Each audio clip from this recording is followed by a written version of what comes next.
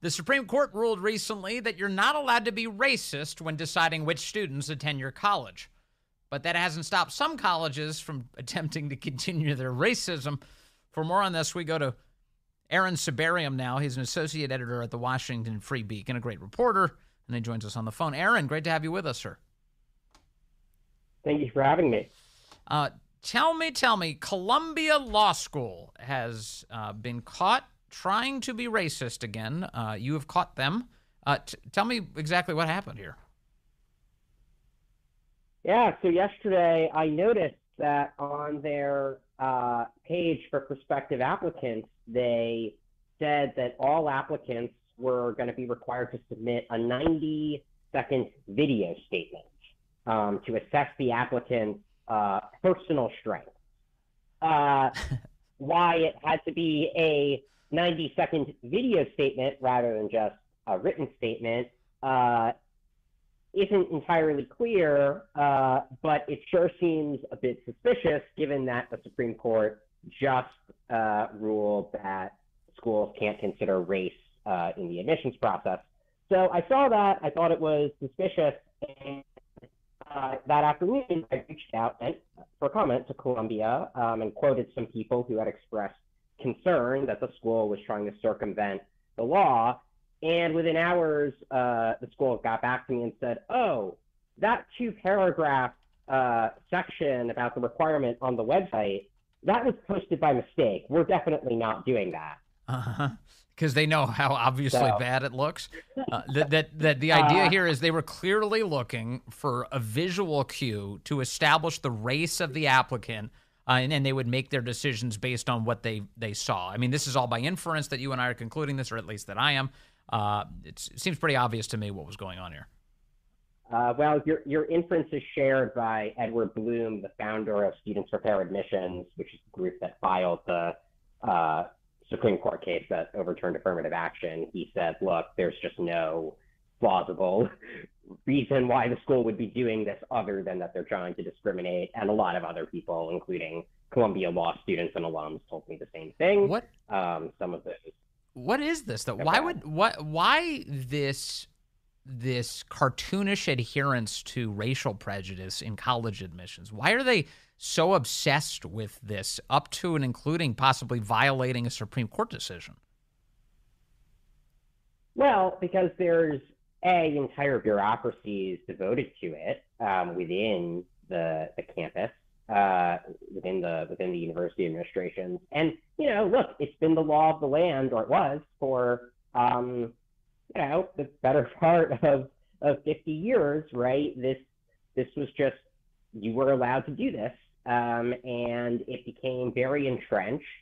There was the whole diversity rationale thing that, even though it really had, I think, very little legal weight because it was in the controlling opinion, suddenly everyone just sort of assumed, we have to make our classes diverse. That's the only way we can do this. It started as a kind of program of compensatory justice, trying to, remedy the harms done to a very specific slice of the American population, namely Black Americans, morphed into this much broader project of trying to racial engineer the demographic composition of the class. And I think that idea became almost second nature. It's like, well, of course we have to pursue diversity. Yep. That's just what we did.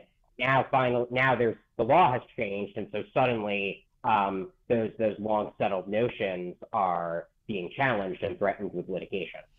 It's funny, I love this idea that they only wanted 90 seconds of any particular applicant's opinions. Columbia Law School was like, look, you can send in a video, but not more than 90 seconds, please. We don't want to watch more than 90 seconds of these 18-year-olds or at least it is Columbia Law School, these 22-year-olds applying to law school. We can figure out all we need to know with 90 seconds of visual inspection. It doesn't take longer than that. Yeah, I mean, it would be a little too on the nose if they were just like, send a photo. Like at that point, you're like, okay, there's no plausible explanation for this other than racism. It is worth emphasizing that the Equal Employment Opportunity Commission, which is the agency that enforces workplace discrimination laws, they explicitly say that employers should not ask for photographs. it's not technically illegal to do that. It's not like the law explicitly says Yes. you can't ask for photographs, but they say, look, if you get hit with a discrimination lawsuit, this is going to be very, very powerful evidence that you were trying to discriminate, so don't do it. It's very risky. And there's really no reason why that same logic wouldn't apply in the education context. It is interesting, the use of visuals in applying for jobs or admission to something has always been a big debate because, in symphonies, for instance, in orchestras, they have what's called blind auditions that were meant to resolve discrimination. You don't want to judge people based on their visuals. You want to judge them based on the merit. Do they produce a good sound with that instrument? And that makes a lot of sense. In fact, women were the beneficiaries of that in a major way. Talented female musicians all of a sudden started finding seats on those orchestras that they wouldn't have otherwise had because of some sort of, prejudice against them because they were women. But nowadays, you get like the New York Times advocating for getting rid of blind auditions in order to increase diversity for orchestras, where the priority is about the racial composition of the orchestra rather than the sound that they're creating. Yeah, and I believe you've even seen some minority musicians who have in recent years also pushed back against the push to get rid of blind auditions because they say, look, I mean, this is as fair as it could possibly get. Yes. There's just no way that getting rid of this will help anyone. In fact, I have heard that they are so committed to blind auditions that they don't just put up a screen, but in some cases they have special padding on the floor so that when people walk, you can't tell by the sound of their gait whether they're lighter or heavier, so you can't discern whether they're a guy or a girl. Yes. I mean, some orchestras take it very, very far. Yeah.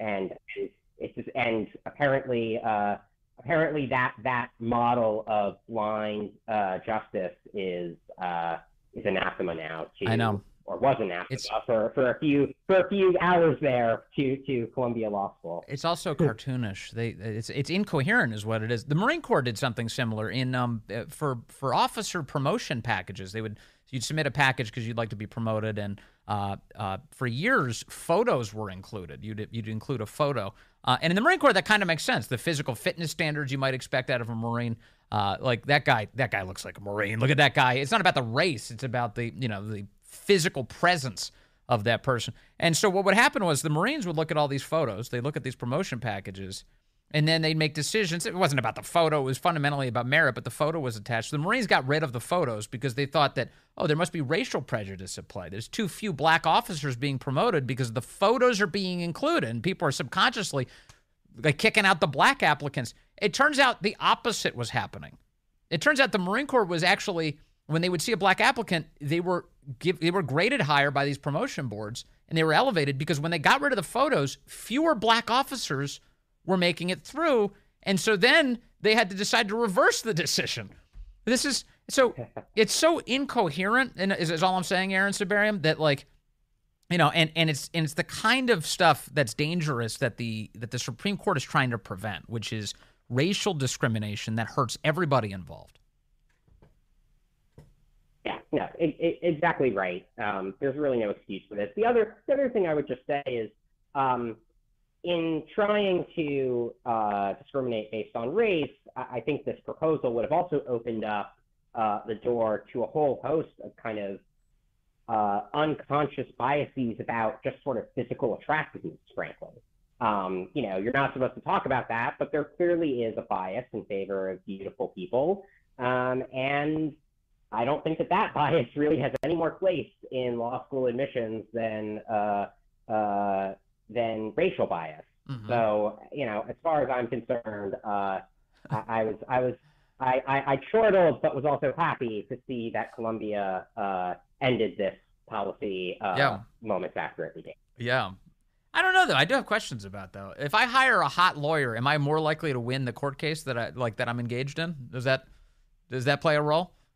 I mean, now you get into interesting questions because then someone will say, well, but maybe hiring a lawyer of a certain race in a certain kind of case Yeah. Like maybe a black prosecutor would have added credibility. Look, I mean, you could make those arguments. I get it. And there are even some legal contexts like jury selection where things like that, can start to come up. But I mean, for a law school, I don't think you want to go down that road. So my final thought on this is, like, first of all, I love that you caught them doing this, Aaron Sibarium. So Columbia Law School, in the wake of that Supreme Court decision, starts asking for video applications on their website so that they can racially judge the applicants. But then they immediately removed it. And it makes me wonder, what kind of law school are they if they think that they can get past the Supreme Court by using video applications? Yeah, well, I would say that the fact that they removed it so quickly actually should reassure people that the Supreme Court decision is going to have teeth, right? Some people have said they're going to try to get around it any way they can, as if that means the decision will have no weight and just be dead letter. Yeah. But if their attempts to get around it can be stymied by a single journalist sending them an email, I mean, then those circumventions aren't particularly effective. So I think there actually is a lesson here, which is that law does matter. And once you start to get the bad PR of breaking the law, it's not good for a law school. It's bad. Yeah, it looks really bad. So I do think it's going to limit them. Like they're people should be a little more optimistic. Like this decision actually is going to change things. And schools will try their best to get around it, but I don't think that they're going to be able to just go about business as usual by other means. All right, Aaron Sibarium from the Washington Free Beacon, thank you very much for your reporting and your time today. Good to talk to you, sir.